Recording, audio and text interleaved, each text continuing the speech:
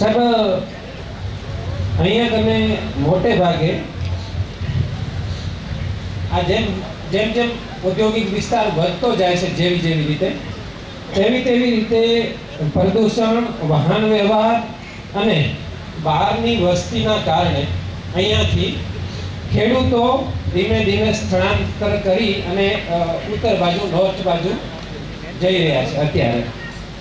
અને એના કારણે એમની પાસે પાણીના સ્ત્રોત ખૂબ મર્યાદિત પ્રમાણમાં અમુક ગામડાઓમાં છે.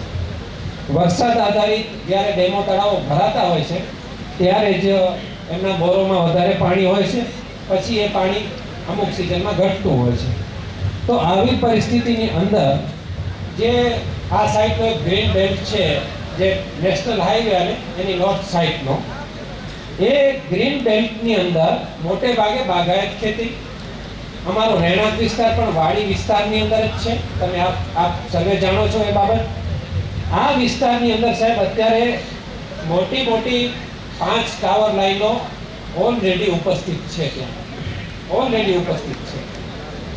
આવી રીતે જો આપણે ઉદ્યોગોને લગાતાર અહીંયા કને મંજૂરીઓ આપતા રહેશું, પ્રોત્સાહન આપતા રહેશું, તો એમની એનર્જી જરૂરિયાત માટે બીજી અન્ય લાઈનો, નીચેથી પણ ગેસ લાઈન હોય, ક્રૂડ લાઈન હોય કે વીજળીની લાઈન હોય, એ વધવાથી અમારી જમીનોને ખૂબ નુકસાન થાય છે અને એના કારણે વાડી વિસ્તારમાં રહેવું મુશ્કેલ છે.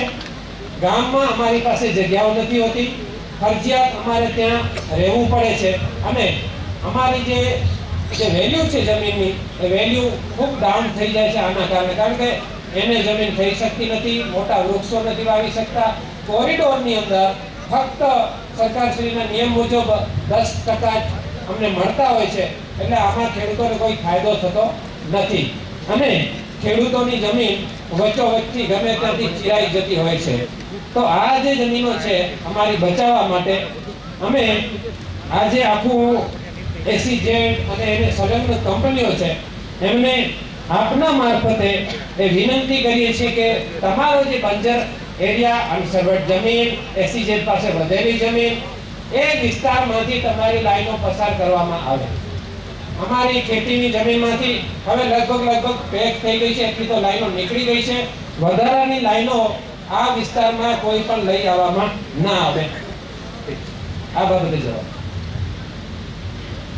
એટલે આપ જે આ કહી રહ્યા છો એ તો નવા જે પ્લાનિંગ જે કરવાના રહેશે એને લગતી આપની રજૂઆત છે.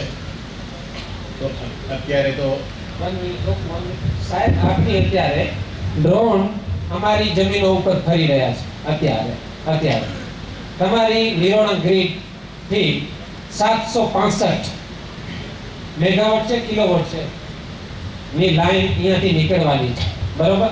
આવી કોઈ મોટી લાઈન નથી અત્યારે. તમારો જાહેરાત પણ આવી ગઈ છે, કોઈ એમોનિયમ કે હાઇડ્રોજન આધારિત કોઈ નાનું પાવર પ્લાન્ટ પણ અહીંયા કને તમે બનાવવાના. તો આની કોઈ સુનાવણી નહીં થાય આ લાઈનો માટે.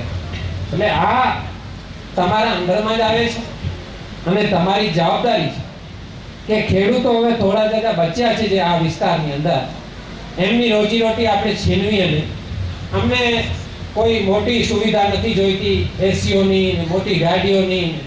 અમને નાની ગાડીઓ ચાલશે. હમણાં જે ઘણા લોકો કહેતા હતા કે બધા મોટી ગાડીઓથી ફરે છે, નાની ચાલશે, અમને કોઈ જરૂર નથી એવી કે અમે આલિશાન ગાડીઓની અંદર ફરીએ, બરોબર? અને